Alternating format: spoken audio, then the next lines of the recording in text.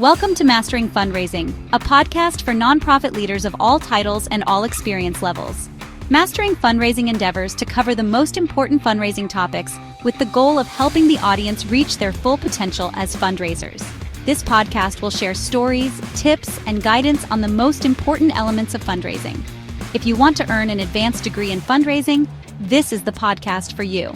Mastering Fundraising is a collaboration between Fulcrum Nonprofit Leadership and the 5-Tool Fundraiser, two leaders in providing relevant and expert content to fundraisers and nonprofit leaders. Without further delay, let's jump into the current episode. Please join me in welcoming your host for today, Chris Looney. Welcome to Mastering Fundraising, a show that interviews the world's top fundraisers to explore the most important fundraising topics. The goal is to help our audience achieve their full potential as fundraising professionals. My name is Chris Looney, and I have the great privilege to be your host for this deep dive into fundraising. And on today's episode, we are joined by Brian Hervey, Vice Chancellor for University Advancement and Alumni Relations at the University of California, Irvine. Brian is the university's chief fundraiser and a nationally recognized leader in philanthropy. Under his leadership, UC Irvine launched and successfully completed an historic $2 billion capital campaign, the largest in the university's history, and was a transformative effort that has reshaped the campus and its impact on the region. Brian has decades of experience building philanthropic partnerships, leading high-performing advancement teams, and thinking strategically about how fundraising drives institutional vision. We're excited to dig into what it takes to lead a campaign of this enormous scale, the challenges and opportunities along the way, and what nonprofit leaders everywhere can learn from UC Irvine's success. So, Brian, thanks for joining us. We're certainly glad to have you with us.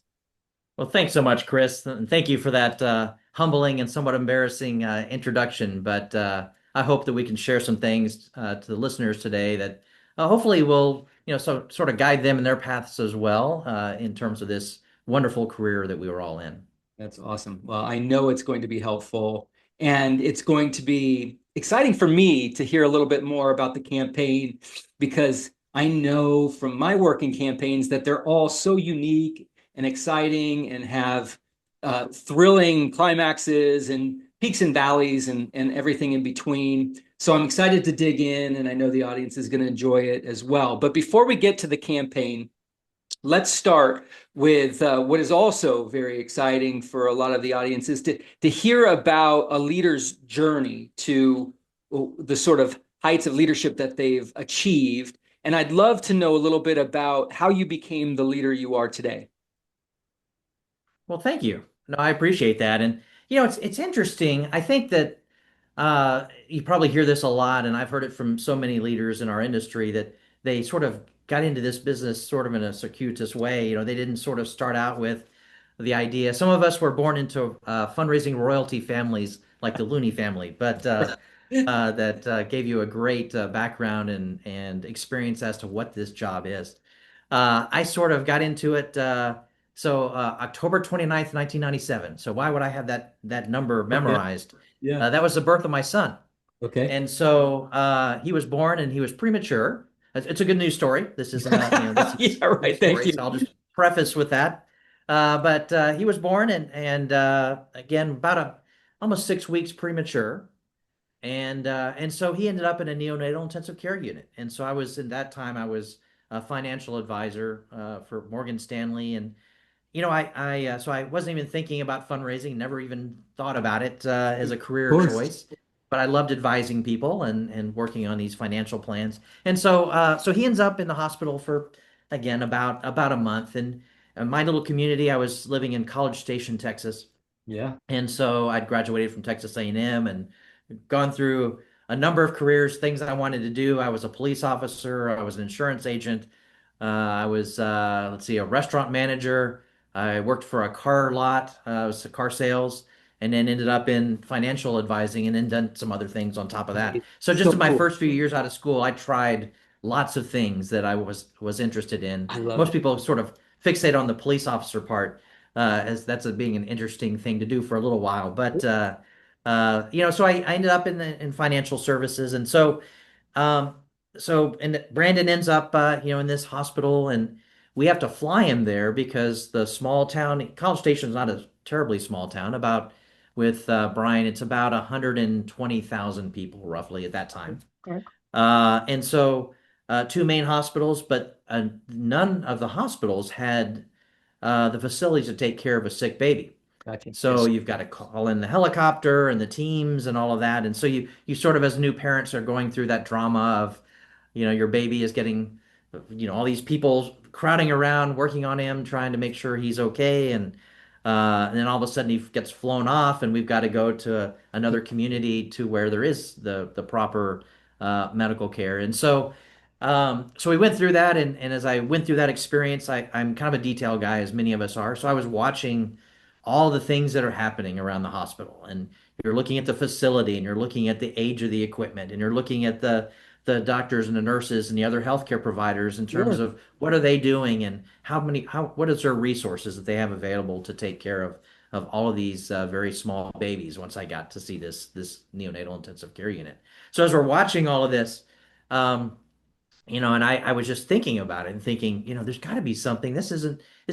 They're doing the best that they can with what they have, but they need more, and the facility was old. It had been built many years before. And um, so I got through the experience, and I'm very happy to say Brandon did great. We got to take him home, and he's been happy and healthy and now 27 years old. It's hard to believe that, but, Great. really doing well. And so, the kind of the weird part of that story is I ended up as the vice president of development and communications for that hospital system. So eventually it all sort of came full circle. But the quicker, it's already a long story, but the quicker version of how that happened is, so I get home, he's okay. And so I start doing research into how do we have a NICU in our community so that no other parents have to go through this issue. And Amazing. so the organization who primarily did that kind of work is the March of Dimes. So I contacted the March of Dimes. I said, "What can I do to help?" They do it mostly community-based fundraising, kind of grassroots Sure. fundraising. So I ran a couple of fundraisers for them, raised some money, and then they asked me to join their board as the vice president for fundraising. So I did that just as a volunteer. And then my church asked me they were going to build a new building. And so they asked me to be the campaign director for that. So this is all while I'm a financial planner during the day, and I was Yeah. fundraising it for these worthy organizations. And so it was wonderful. And so in the course of this is probably a question you might even be asking me later, but in the course of doing the church fundraising, I met a member of the church who was the new director of planned giving for Texas A&M. And I didn't know that. He didn't know what I did. And so we sat down and had lunch one day. And by the end of that lunch, it was Glenn Pittsford. And so by the end of that lunch, Glenn said, "You know what? You're going to come work for us. And so you're going to, come to the A&M Foundation, take a look at what we do, and we think you might be the right kind of person to come in." And that was for Texas A&M's first billion-dollar campaign. Oh my gosh. So I was hired. I made the switch. I left financial planning and moved over to planned giving Right. for this billion-dollar campaign, and we raised about 1.4 billion for that campaign. So that started in about 2000 And was for this person Texas A&M. ultimately your boss? He was, and also probably my greatest mentor in this business. He Oh, was good story. absolutely fantastic. And so, Glenn really showed me I wasn't a fundraiser by career, certainly. And so he really showed me the ropes, got me the training I needed in terms of plan giving, both for him and from him, and from a lot of our great vendors that do the plan giving training. Sure. So just really had an amazing experience. And I got to move up during that campaign. So I was plan giving officer, then director of development for student affairs, and then director of development for the Corps Cadets at A&M, and then ultimately kind of moved into healthcare side. I was the chief fundraiser for the School of Medicine there at A&M. So I had these wonderful opportunities there to really grow and have some great mentors. Robert Gates, who was formerly the CIA Sure. director and became president of Texas A&M. He was the president while I was there, which gave me another great mentor, great somebody to watch who was just an incredible leader. And so I got to work for him. And then that's when it sort of came full circle for me as we finished the campaign and I finished building some buildings for the medical school, for the A&M system, a slightly different job. I was called by the healthcare system where my son was born, Scott and White. And so Scott and White was looking for a campaign director expand their healthcare system. So I was hired. And so I got to go in as campaign director for the hospital where my son was and really make an impact there. So I was there for almost 7 years in their expansion. So I got to build greenfield hospitals. I got to take over hospitals and Yeah. raise endowments. We got to build, as a matter of fact, a new NICU and a new children's I was hospital just going to ask. while I was there. So it was really, an incredibly rewarding time in my career to be able to do that and to have that impact to an institution I really liked, but also wanted to see grow. And so we grew to 14 hospitals while I was there and then merged with Baylor. And so I was part of that merger team, and we got to merge with Baylor Health out of Dallas Yep. and became a 43 hospital system. So a Massive. massive organization. And so I started there as campaign director and left as the vice president for development and communications. And so at that time, I was offered the opportunity here at UC Irvine, first really to look at their healthcare expansion, which we can talk a little bit about in terms of the campaign. But they were looking to really expand their healthcare footprint here. And so I came out to California, to Irvine, and I've been out here now 10 years. It's hard to believe, but was able to really finish their last campaign, their billion-dollar campaign, and then launch the current campaign that is completing in just 2 weeks. We are well over goal, the $2 billion campaign, Brilliant Future Wow. campaign for UC Irvine. So I've been very, very blessed in terms of a career. Yeah, well, the communities that you've worked in have been blessed to have you as such a capable fundraiser and leader, and to help them accomplish all of these amazing goals. So it's a two-way street, but I love that story and the fact that you could build that NICU that Brandon probably would have used back 27 years ago is really special. Right. So that's great. And I know you came out here 10 years ago or whatever it was, and you probably didn't love the prices of homes, but I'm sure you've grown to love the weather. So you do some trade-offs, right? Absolutely. Yeah, it's a great place to be. Yeah, it is. That's for sure. So when we think about different roles that you've had in your career, I used to ask this question, what was your favorite job, right? And inevitably, everyone would say, well, the job I'm in is my favorite job, and so I'm kind of pivoted to sort of open it up and say, well, within those jobs or your favorite job within any of the jobs, what's the favorite role that you've had? What brings you the greatest satisfaction of the work that you do? What is that specific kind of role? You know what? So when I first came to UC Irvine, the job was sort of vice chancellor for advancement, which common job. I think we're all pretty familiar with what that usually is and how that works out. And so really all I had was supervising the development officers and sort of thinking about the next campaign. The Alumni Association and the foundation were separate jobs, believe it or not. Uh, and so when we started to really analyze the success of doing a major comprehensive campaign, those are two very necessary pieces to have coordinated. So we took on those roles as well. They moved the Alumni Association, over to my organization, and I also became the president of the UC Irvine Foundation, which was previously the chancellor. It was kind of an interesting structure, but Yeah. before me, the chancellor was the president of the foundation and chancellor. So now Okay. it's vice chancellor and president in with my role. So, as I think about what has been most rewarding in this current position, I think being that president of the foundation role has been my favorite role, really because I get to work hand in hand with the trustees every day. We've been Mm, able to guide the board. We've grown the board from about 35 members to now 65, which sounds, some people may think, why in the world would you grow your board? But we had a lot to do. We have 16 different schools on the campus. We right. now have 6 hospitals. We have, all these things going on. And so we needed a much bigger board to have representation of all of these different areas of the campus. And plus, we really wanted to make sure we had a board that was reflective of our community. Mhm. And as you know, Orange County is a very diverse community. Our campus is a very diverse community in itself. That's right. And so, adding all those board members to me has been, and working with all of those members has been the most rewarding part of this career. But it sort of is, as you can imagine, in our role, the campaign is the biggest success of that. That's the tangible sign that we must be doing something right. Yeah, that's right. It's easy to point to that and say, see, that's what success looks like. But as you point out in fundraising, especially working with the donors, working with them as volunteers as well as a really special privilege that Yes. that not enough people get to have. And I'm glad you brought that to our attention and pointed that out. Well, in all of these different leadership roles, you've probably developed some philosophy for leadership, or you at least have identified some ingredients that you feel are the most important or valuable to successful leadership in the nonprofit space. And I'd love it if you could share what that might be or what those might be.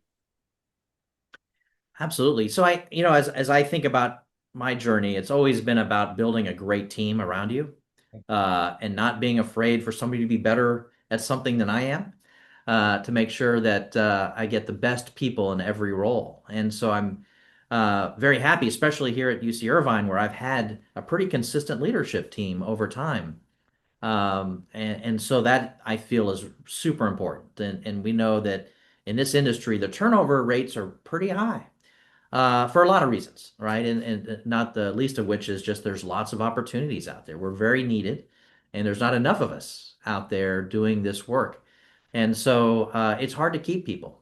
Yeah. And if being at a public university, that's been really a main goal for me, is to make sure that even though I can't necessarily compensate people at the highest level, but it's fair and it's good benefits. I think it's creating the right work environment where people can be successful, that they're not, managed so much by, say, the metrics or policies and procedures that people can't be successful. So that is really, as I've looked at the system we have set up here, that was the goal, is to look at, I came in and did an evaluation of the procedures, policies, the database, how the database was managed, how are we managing prospects.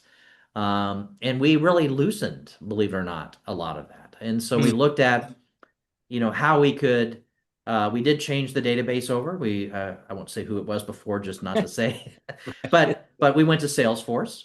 And so I did that pretty early in the campaign, with a very tight timetable. I did a 24-month conversion from the previous database and moved the entire campus to Salesforce during that time. And as a matter of fact, we're looking at doing it again as I finish the campaign.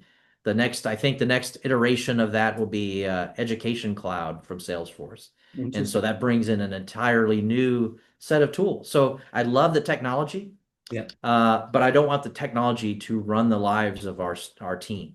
Yeah. We need to use it as a help. And so we've made pretty big investments. But I think that, from a management perspective, I want to create the best systems possible, to provide as much efficiency and return on investment as we can, but then let the gift officers use these tools in a way that makes them successful.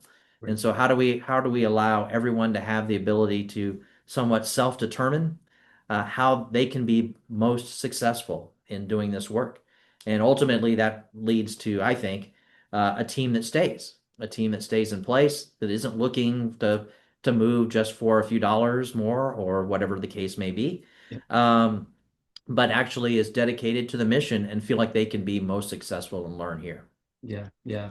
Well, I know that opportunity to be a part of a strong team that's well led, that's doing great work, where the impact is critically important, and where the culture is strong and positive, and there's an opportunity for growth and flexibility and some autonomy as well, all factors into sort of a successful environment. And kudos to you for creating one where people stay, people thrive, people grow, and are able to do extraordinary things.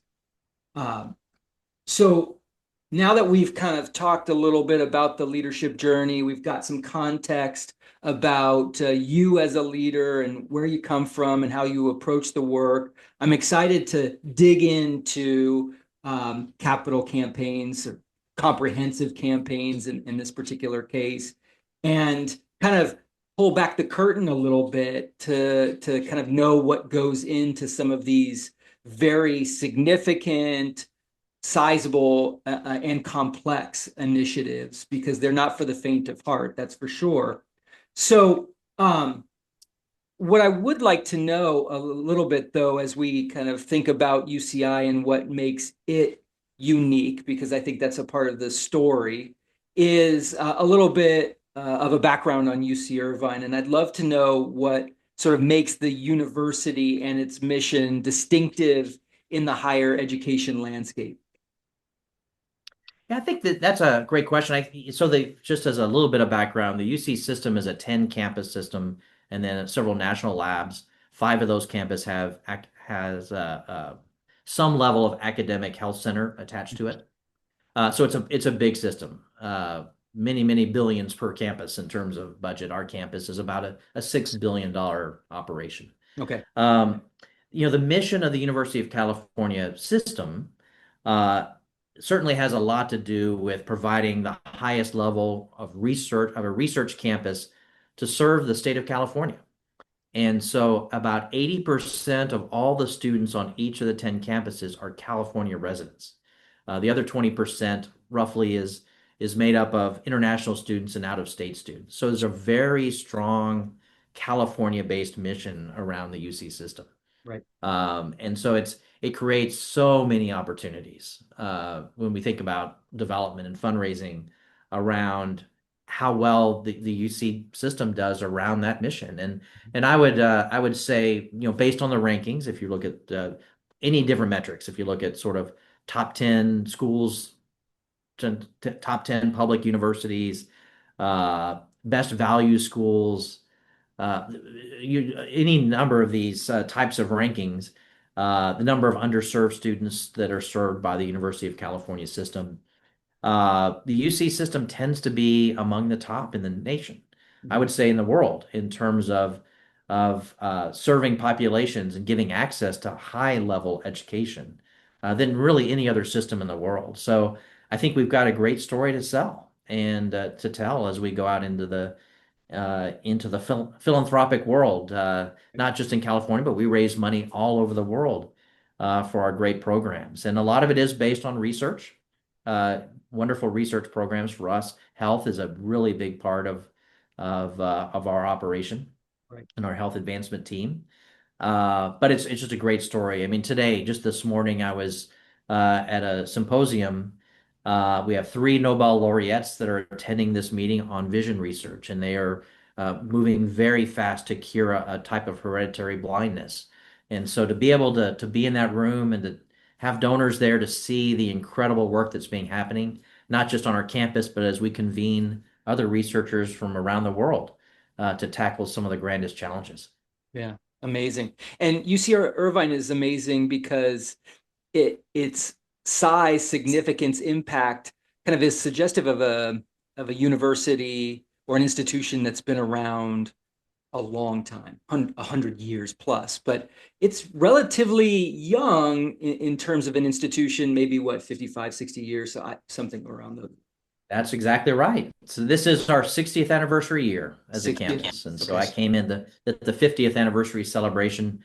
That was sort of notable. President Obama spoke at the 50th commencement of UC Irvine, but our 50-year anniversary. Yeah. But yes, we are 60 years old. So, I kind of often tell that story. We're sort of punching above our weight a bit. The school has moved forward very, very quickly in the rankings and certainly in the research side. And I think that's partially because of the power of the University of California system. Having that name is really important.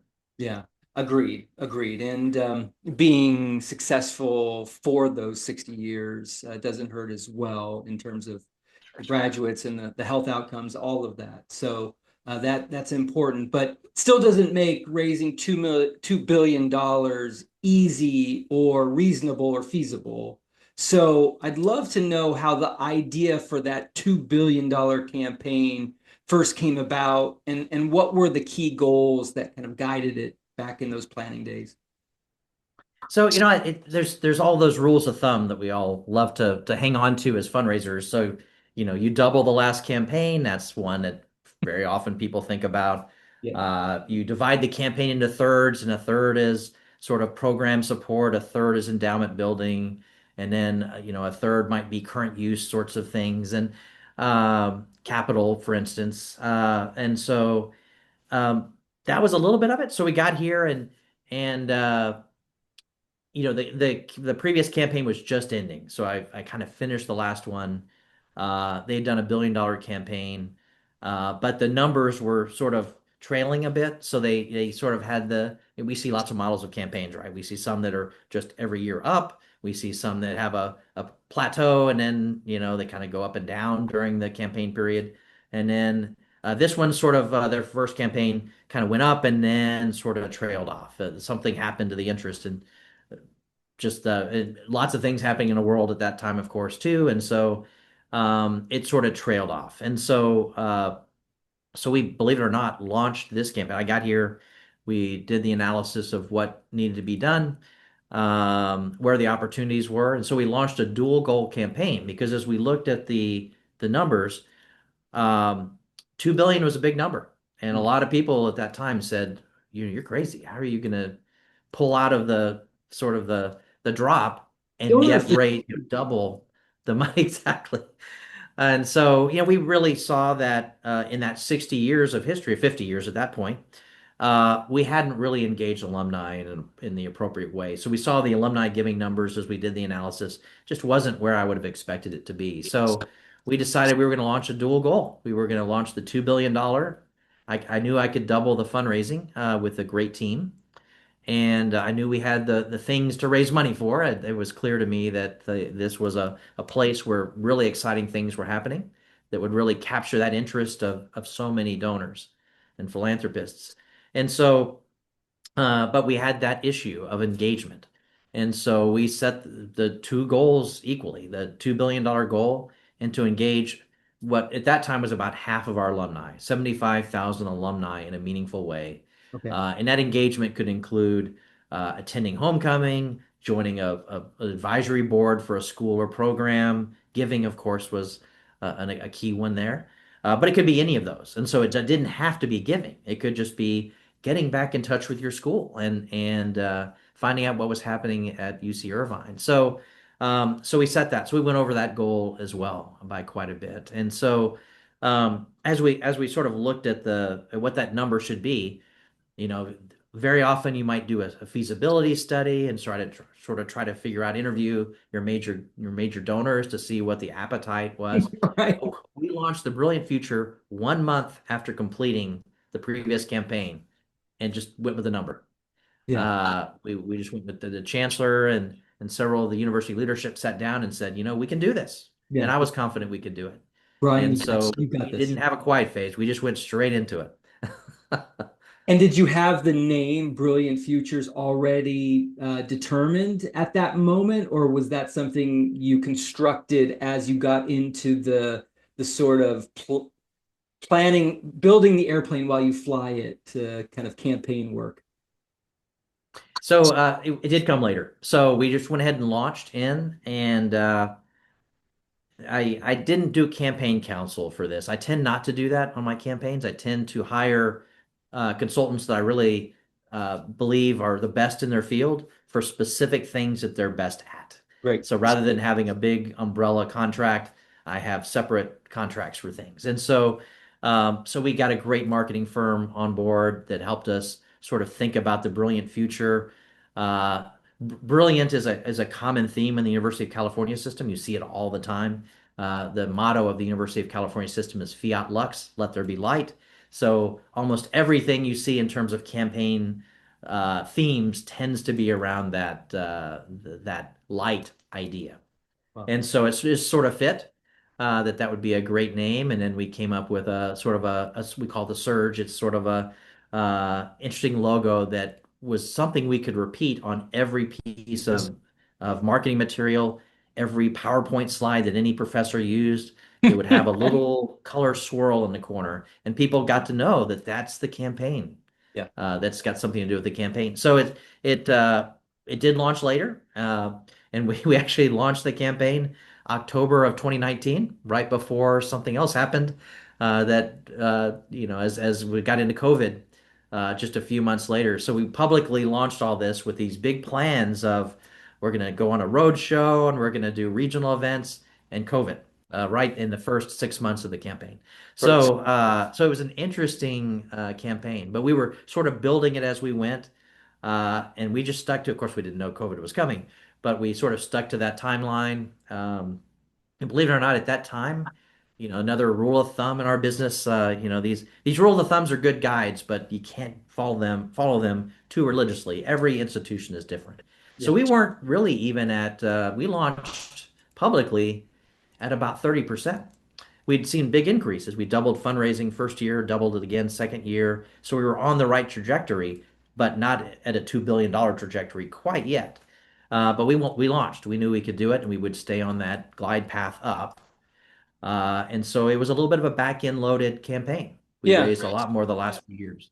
Yeah. Well, and being a part of the UC system, you had UCLA to look at, maybe some of the other campuses as well. I think I recall one of their campaigns was a $4 billion effort, and they had Yes. launched publicly at 1.2 billion, which I think a lot of people thought, oh, I thought you were supposed to publicly launch after 50% or 70% or 80%.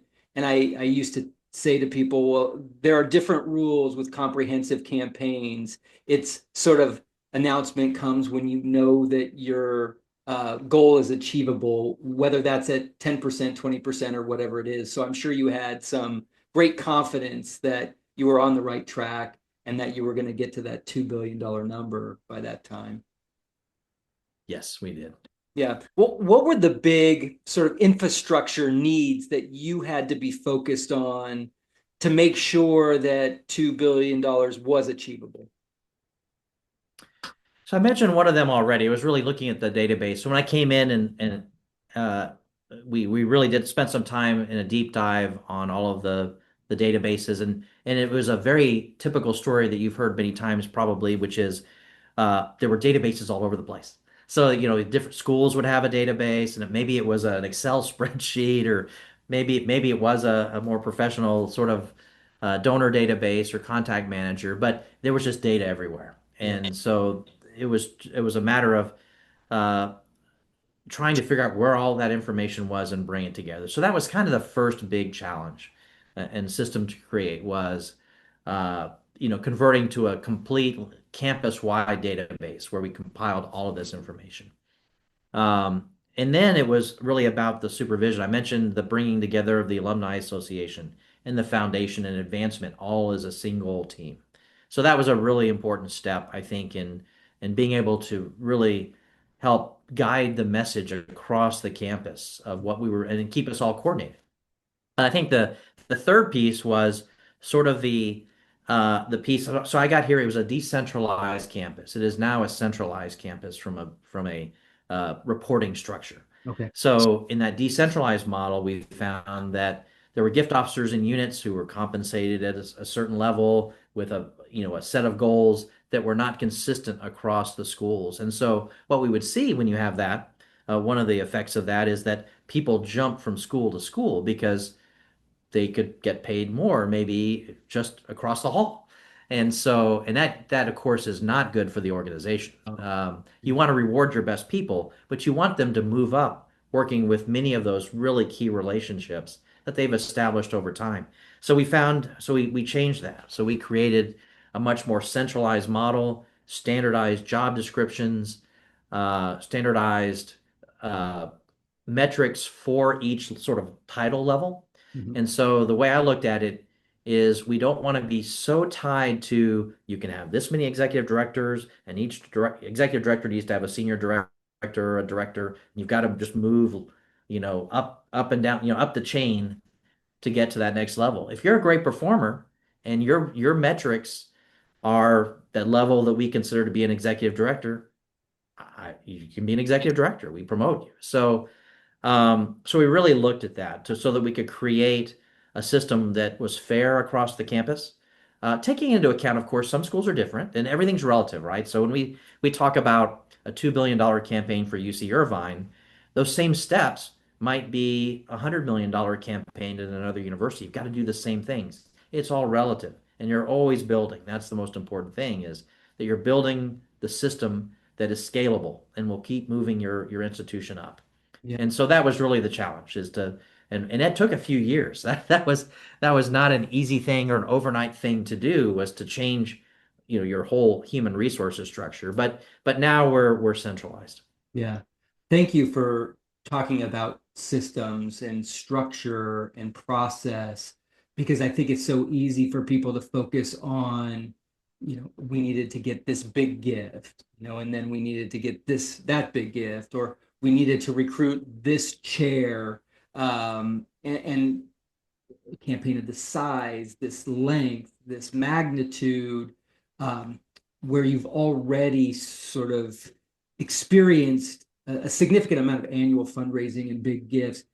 You need to really enhance the capacity through making sure your systems are connected and your systems are working properly, that information flows, that there is not breakdowns that are major hindrances in the ways that you communicate, that the way that you manage, all of those things. So that attention to detail is so important, and helpful, as well.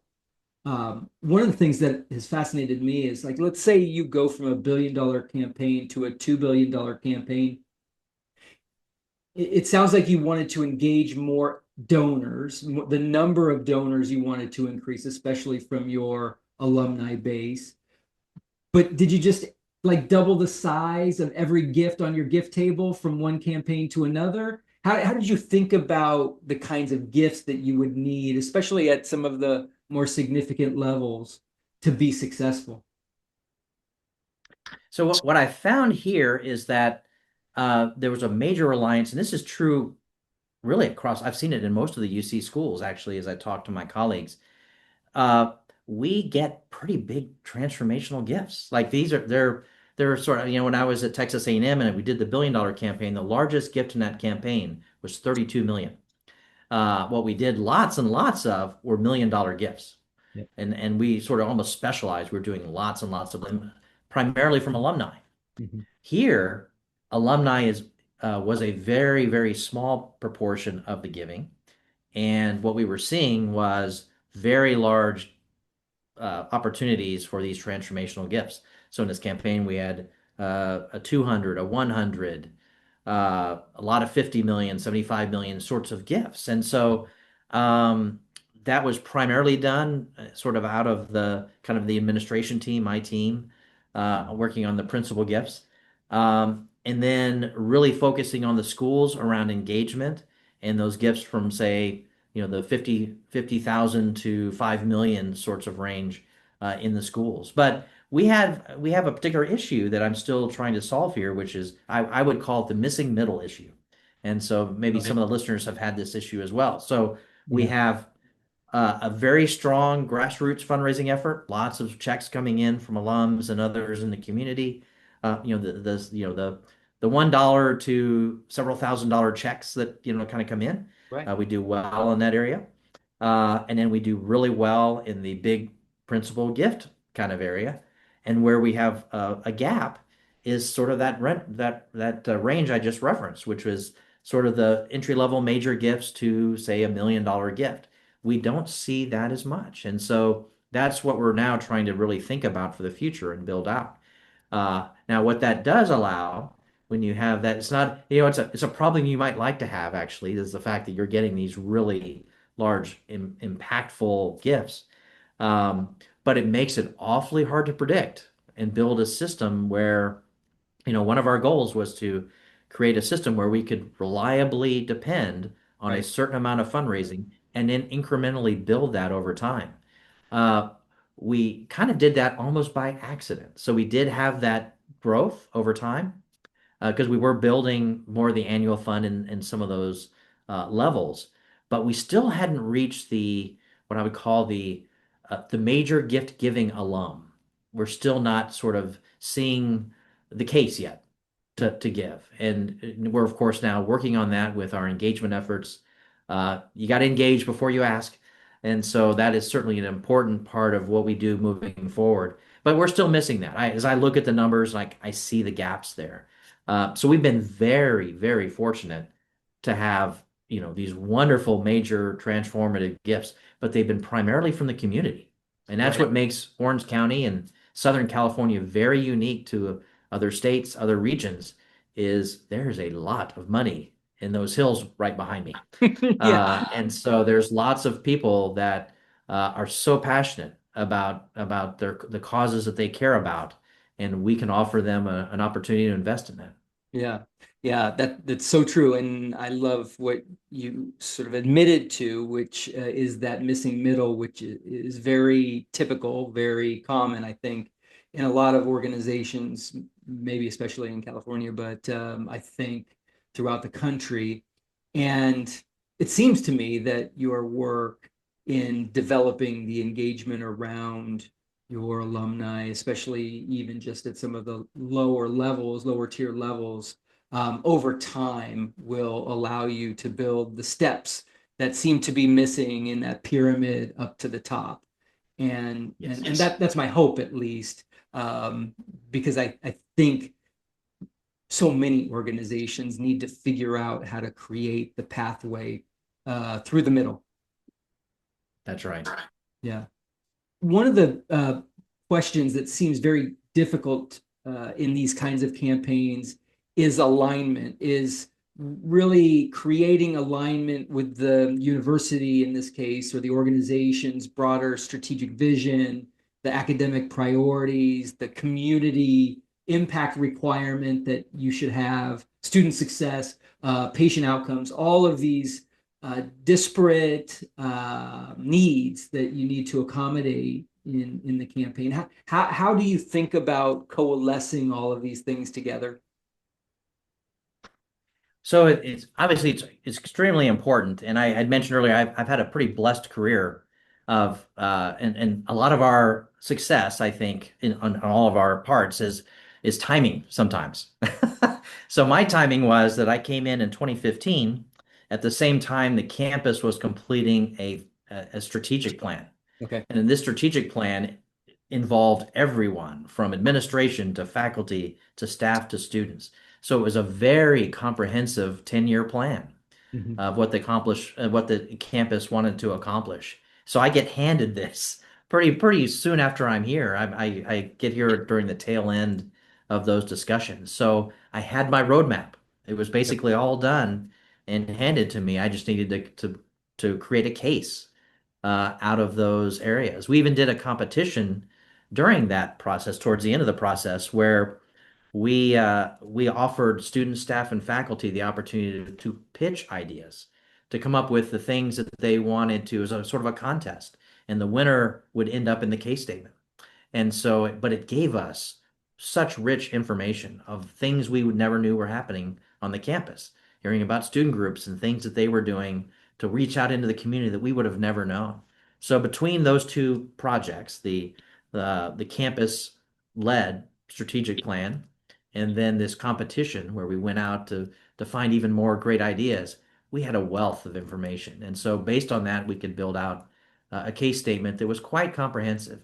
And I know what many of us try to do, and we did this, is you come up with a relatively small number of sort of themes for your campaign that any idea, anything that a donor can imagine that they would like to support or passionate about somehow fit within those pillars.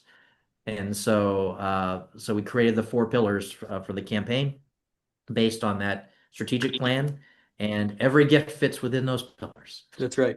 The menu is broad. It's It large is. enough that you can find something for everyone, right?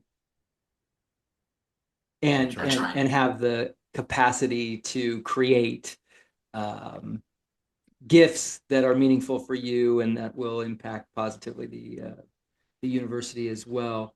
Um, I joked earlier about donor fatigue, and I'm sure there were not a few people who thought everyone was crazy for contemplating the idea of completing $1 billion campaign and going into a $2 billion campaign, given the fact that so many of those donors from the first campaign would be required to give again.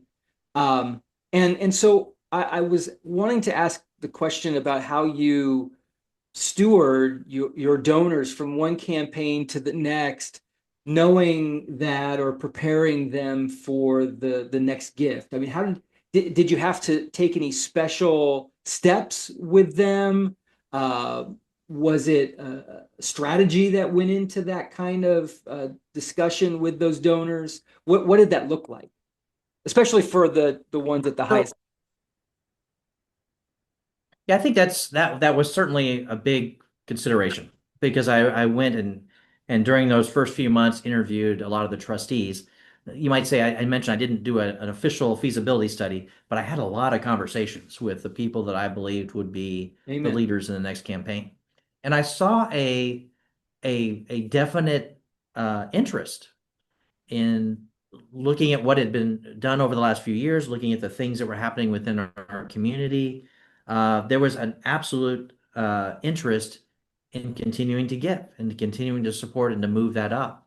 And so, as I mentioned, the numbers had dropped a little bit, not significantly, but they were, there was, an opportunity. The campaign wasn't sort of finishing on an upswing, the previous campaign. So there was also that I hate to say that helped, but it kind of did. That the numbers had trailed off a little bit, so there was a need to create excitement, Yeah. which a campaign can do. As we know, it's a tool, and Mhm. so goal number one, campaign or not, was to increase fundraising and to create the systems that would allow us to increase the support to the campus. Campaign, of course, is a perfect tool to do that. So, given that we could see the opportunity, there was no reason to wait, and so we just launched into it. So I wouldn't say it was anything out of the ordinary from what we do as leaders in this industry, but that analysis showed me, oh, we can go ahead now. We can go ahead and start. Yeah, that's so important. So you were able to assess through those conversations that the appetite was there, the needs were there, the level of excitement for some of these new priorities was there. That's perfect. I love that. We've talked about the team and the great team that you have. I'm sure they were exceptionally strong in their roles and brought exactly what you needed to be able to deliver $2 billion. But what about the other players in this? For example, you have the chancellor, you have faculty, you have deans, you have physicians, you have all of these individuals that could play a very significant role. How did you engage them? How did you maximize their capacity to support this campaign effort? So I was again blessed to have a chancellor who was very strong in development. Had been a dean at USC, came here as provost, and then moved into the chancellor role just a little bit less than a year before I was hired. Yeah. And so he was a wonderful closer, but also just a great communicator and could really appeal to very broad audiences about where the campus was going. So Right. I think that's always extremely important. So again, another thing that was just perfect timing is to come in as he is ascending as the chancellor and designing what he was going to accomplish during his terms. Yeah. And so that really helped. Um, one of the key areas for me, and I think for all of us, if you have it, is healthcare. That's a very rich area of fundraising and need. And so we launched a Grateful Patient program almost immediately after arrival. Yeah. And so by the way we did it is very much a provider-based program. So what we do is we identified about 100 physicians at UCI Health who both had the interest in being part of development and advancement, but also had the right patient basis. So you could pick certain specialties where our research would show there was a lot of potential donors. Mhm. And so we started with that group of 100 and expanded it over time. But we then assigned gift officers to each of those physicians. We scheduled a cadence of how they would meet, usually once a month. And so we were able to, this is kind of unique to our system. I know some systems don't allow this, but we were able to set up the proper controls and HIPAA compliance so that we could get a daily download of patient data. So all very protected, following all the rules. Of course. But it gave us, we knew, and I know now, every morning who has gone through UCI Health the previous day. And we have a pretty sophisticated system set up to be able to rate, screen, determine if they're a first-time patient or they're a returning patient, current donor, non-donor, all of those things. And so we have about a 60-day process. And we set this up almost from day one of coming here, where we get that data, we compile it, we check with the physician, we identify who we want to contact from that group. We don't round, we don't do anything with it for 30 days. Mhm. The 30-day to 60-day is when we actually contact those patients. Okay. But before we do that, these gift officers talk to the physician. And so we know they're a good prospect. The physician says, oh, yes, that's somebody that I'd like to talk to. And then we have a process by which we send out an email and a letter signed by both the physician and the gift officer, inviting that patient, that grateful patient, to have a conversation with us. Yeah. So that's how we were able to bring the medical side on board. On the campus side, at least for me, it's been much more about engaging the deans. So we, under Chancellor Gilman, when he was Provost Gilman, he put into every job description for new deans that 50% of their time was to be spent on external relations activities. Wonderful. That's a pretty unheard of number, at least from what I've seen. Right. Right. But what it did, though, is every dean, then every candidate that we've interviewed over the years, and every dean currently in that position, it's there. It's part of their job, and they understand it, and they take the job understanding that advancement and engagement piece is a very important piece to the campus and in their role as dean. So I work a little closer with the dean sometimes than I do with the gift officers in the school. I meet with all of them, but I meet with the gift officers every other week. So every 2 weeks we have a coordination meeting on all prospects, both for health and for the campus. But what we do on the dean side is I meet with them too, and we send out dashboards from Salesforce, and we look at the metrics, and so they are very engaged in advancement. The gift officers engage with the faculty, so I tend not to as much. I'm a little bit more administration and deans, but our gift officers within the schools have a very robust system to engage the faculty. So it's been very much a team effort across the campus.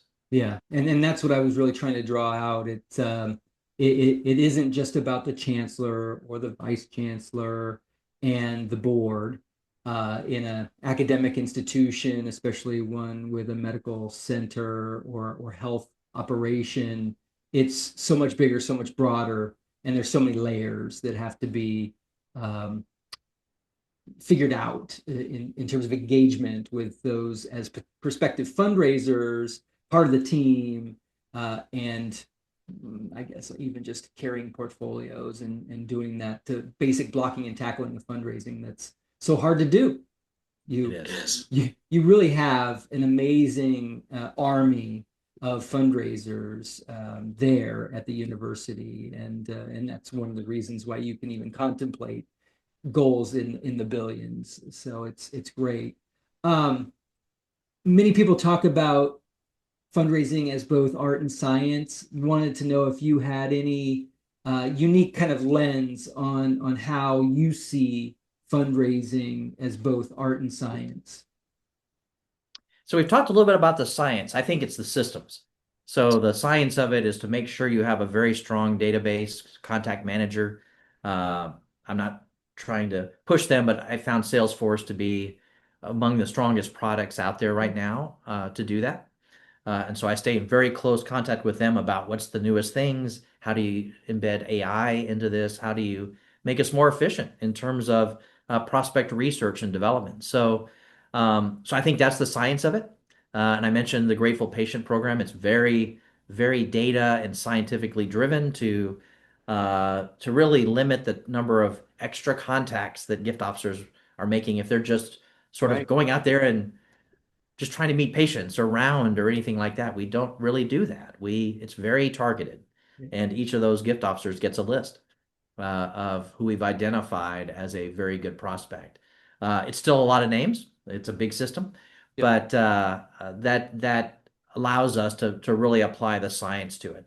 But then, of course, as we know, if your gift officers and all of us in this job don't apply sort of the art of relationships and conversation and understanding how do you use that information ethically and rightfully to identify prospects and to treat those prospects with respect and those donors with respect for what they've gone through, what their interests are, not trying to force something. And I think that's the art of what we do. And I think it's what I look for in gift officers. I can train people on the science. I can't train them on the skills of how to be a good person and a good relationship person and to understand the real, I think, sort of the morality of what we do. It's a, it's this, as we've seen, unfortunately, in our industry, every so often we get somebody who's not doing it ethically, Right. and so to me, that's a really big part of who's on the team. That these are really people I like and enjoy working with and are good people. Yeah, and have extraordinarily high ethical behaviors. It's remarkable to me how many fundraisers just really operate at such a high ethical level. And part of that is, sort of the governance of the fundraising associations that we belong to and all of that stuff. But Yes. it's nice to know that there's a high standard of that in the nonprofit space. Um, and I do know that over the course of those 8 years or whatever it was for the $2 billion campaign, that it wasn't a straight line, that there were challenges, there might have even been crises involved. We talked about COVID and of course that's the X factor in so many stories that people will tell, but for some it's also been one of the better opportunities that was presented to them in terms of fundraising and engagement, though it might not have been in person for a while. But I just wanted to know from you, kind of looking back, what were challenges or crises or moments that really pivoted, where you had to pivot, or that forced you to do things a different way that maybe even helped you along in your journey. So there was one thing that to me just struck me as interesting and something I hadn't really seen in my career yet. So so our year runs July 1 to June 30, as many educational institutions do. So 1 year in, so the calendar year in, we were coming into January, so almost half of the fiscal year, and we were pretty far behind. This was sort of into COVID. Things were starting to return, but we weren't quite there yet. And so I was getting nervous. Like I was having calls with my team saying, I don't know what's happening here, but the gift flow has almost stopped. We are way below goal, almost 6 months into the year. And we really doubled down and just looked at all the analysis and what's going on. And, our messages not resonating or, what's happening. Yeah. And then we went into January, which is typically a pretty slow month, and we raised like $60 million. I mean, it was the craziest, like everything closed that we were working on. So it always reminds us we're not in control of a donor's timeline. And even if we think, the calendar year end is when everybody's going to want to give for tax reasons or whatever other motivations there might be, we don't control that. And so it was just a good lesson for me and also a success story because we had just an unbelievable month after a pretty slow year and caught up in 30 days of where we needed to be. But it just a good reminder. And we talked about COVID and everybody kind of went through that, but it was certainly interesting that we had just launched into this public phase. And so we were able to do the campaign without all of those things you would normally do in that first year of a public phase of the campaign. we basically didn't do international or out-of-state travel. Mhm. For all of those sort of pivotal months, I would have been doing that. And yet we still were successful. And I know we are all very grateful of the outpouring of public support during COVID to all of our organizations. Right. It was incredible to see, the public really continue to give and to give at high levels. So it didn't seem to, it was a challenge, and we had to think differently about what we were doing. But I saw us and many other organizations be very successful during that very difficult time. Yeah. Yeah. And that's the story that I hear repeated so often. It was an extraordinarily difficult time, and obviously shook the world to its core with so many deaths. But at the same time, it was a unique time of connection for so many, of extreme philanthropy, and a strengthening of a lot of institutions that, were teetering even before COVID. So it's a strange story and strange time. Yes. Well, let's, like, as we wind down, kind of be forward thinking a little bit here. Um, you've completed this extraordinary feat. It's the second kind of, eight-figure, no, 10-figure, what is it, 10 figures? 10-figure campaign. Is that right? So Yes. seven, eight, nine, 10-figure, your second 10-figure campaign that you've completed, at UCI. Don't tell me it's going to be an 11-figure next time, or is it going to be 4 billion, or like, what's next for you? What's next for UCI? So I think there's an interesting conversation that's starting to happen at our institutions across the nation right now, which is to say, okay, now that so many of us are doing these multi-billion-dollar campaigns and completing them, do you just keep making them, like if we do the sort of the double math, right? Four, maybe five.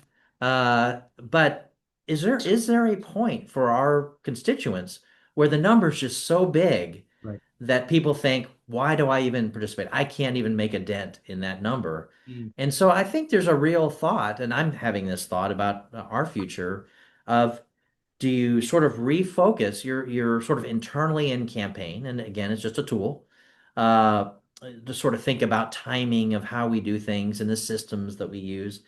Um, but do you think about focusing on specific areas, and rather than announcing some giant big goal, uh, do you think about some smaller goals and you just hit all of those that equal Right. that really, really big number? And so I'm wrestling with that right now. I think that I'm worried about that the numbers are just astronomically high. Right. And I want people at every single level to feel like their gift makes an impact. And we can do that through stewardship and the reports and making sure that our systems respond appropriately to that. But I also realize that likely the trend is going to be that Mhm. we're going to be raising more and more dollars each year, we hope. Even at a time that right now, higher education in particular is under the microscope, and public, opinion polls right now are not really in our favor. They're showing somewhat of a distrust in some other issues with higher education and where we've come. And so, there's that probably that we need to deal with in the next year or two or three, uh, where we sort of reframe that conversation. And I'm not speaking just politically, although that's a part of it too, but there's a lot of things that were already happening even before some of the political things that are happening now. And so I think there's a need to really think differently about how we do these campaigns. How is that message received by our communities? And so, my plan right now is to sort of refocus on the things that really impact our students and our researchers. And so, thinking more about scholarships and fellowships, Mhm. and sort of having that message out there in that case, why that is so important to provide access and affordability. And then under research, given all the things that are happening right now, budget cuts within most states, federal cuts potentially in grants. This research is so, so important. that there needs to be a kind of a natural shift, I think, to more private philanthropy to fund research. And that may mean really rethinking the models we've used. Is an academic chair still the model, to keep a researcher in place and to give them that extra support? Or is it a different model where we think about funds that can be used for a specific type of research that may fund multiple PIs or whatever that is. We're thinking about that. So it's a great question. I'm thinking a lot about the future, and but right now where I am is I'm thinking about since we didn't have a break in the last campaign, taking about 36 months now to sort of regroup and really think about where we go from here. What does that next comprehensive campaign look like? Again, Right. is it a big number? Is it a number of key priorities, scholarships, research, faculty support, health support for our health operation?